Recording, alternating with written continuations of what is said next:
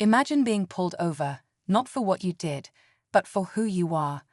In a quiet suburban neighborhood, Officer Grant, a veteran cop with a history of questionable actions, stops Marcus, a young black man on his way home from work. What begins as a routine traffic stop quickly spirals into a tense confrontation. Officer Grant's harsh words and actions seem driven by something more than enforcing the law. Marcus, calm but visibly shaken, knows he's not just fighting for his rights, he's fighting for his dignity.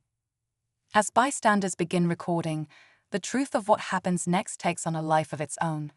The ripple effect of that day sets the stage for a dramatic fight for justice, one that exposes long-buried truths and forces a community to confront its deepest flaws.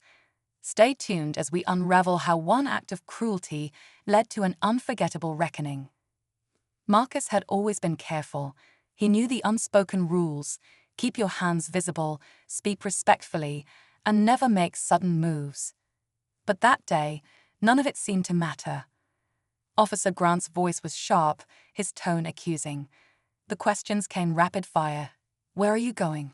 What's in your car? Marcus tried to stay calm, but he could feel the weight of the moment pressing down on him. Meanwhile, a small crowd began to gather. Neighbors peeked from behind curtains, and a few brave onlookers hit record on their phones. Whispers of frustration and fear rippled through the air. Some recognized Marcus. He grew up here, worked hard, and always kept to himself. Others whispered about Officer Grant, known for pushing boundaries and never facing consequences. The tension was electric. What had started as a simple stop was becoming something much bigger. And as Marcus stood frozen, the world began watching. Marcus could feel the heat of the situation escalating, even as he tried to diffuse it with calm answers. But Officer Grant wasn't backing down. His tone grew harsher, his movements more abrupt. "Step out of the car," he demanded, hand resting on his belt. Marcus hesitated. He knew his rights, but in moments like this, rights didn't always protect you. Across the street, an older woman named Mrs. Alvarez watched nervously from her porch. She'd lived in the neighborhood for decades and had seen her share of incidents with Officer Grant. But this felt different.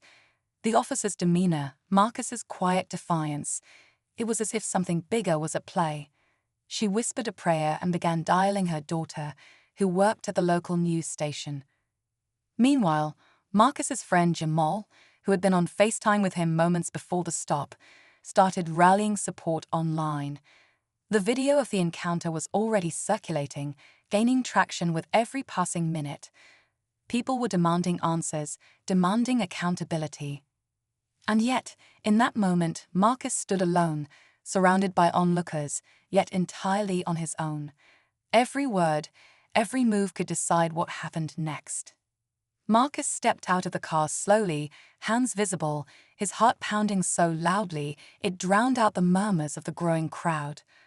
Officer Grant barked orders, patting him down aggressively, as if searching for something to justify his actions. Marcus's breaths came shallow, but he kept his composure, knowing the cameras were rolling. He glanced at the crowd, locking eyes with Mrs. Alvarez for a brief moment.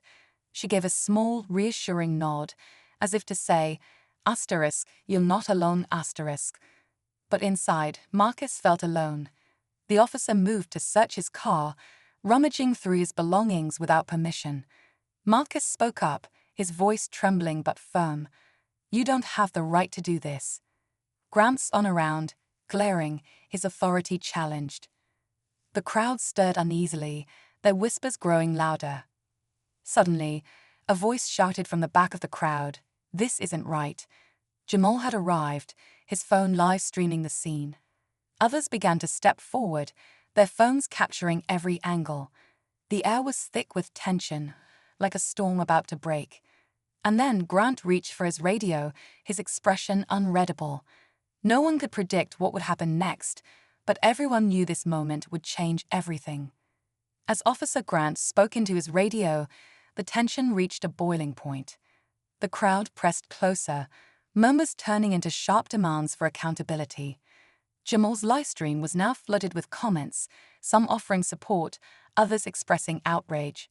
But then something unexpected happened. A second patrol car pulled up, and out stepped Officer Riley, a younger cop with a reputation for fairness. She immediately assessed the situation, her eyes darting between Grant, Marcus, and the crowd. "What's going on here?" she asked sharply, her tone cutting through the chaos. Grant's face hardened. "Routine stop," he muttered, avoiding her gaze. But Riley wasn't convinced. She walked over to Marcus, her voice calm. "Are you okay?" Marcus nodded hesitantly, but quickly explained what had happened. Riley's jaw tightened as she turned back to Grant.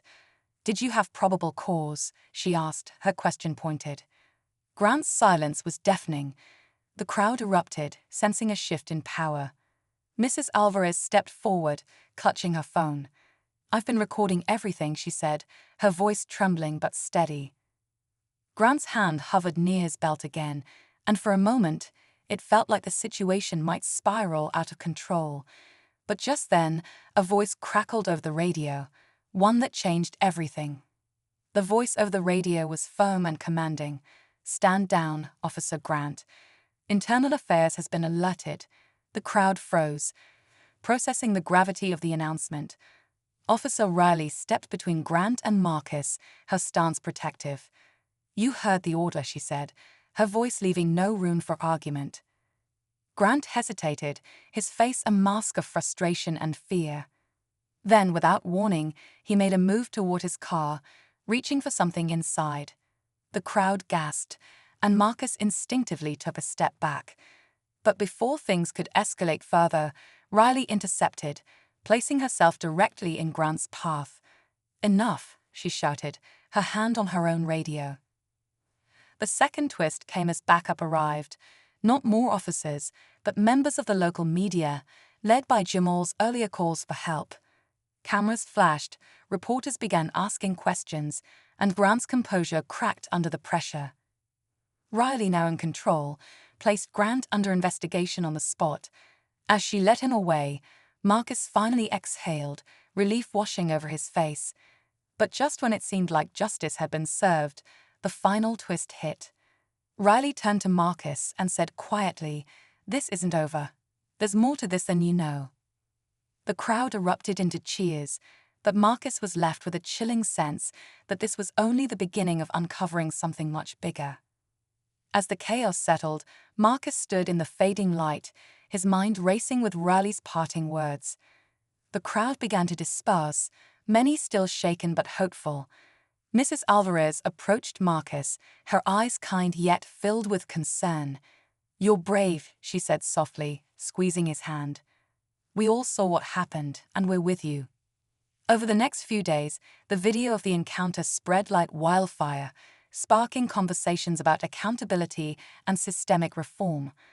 Officer Grant was suspended pending a full investigation, and Riley's actions earned her quiet praise from those who wanted change within the force.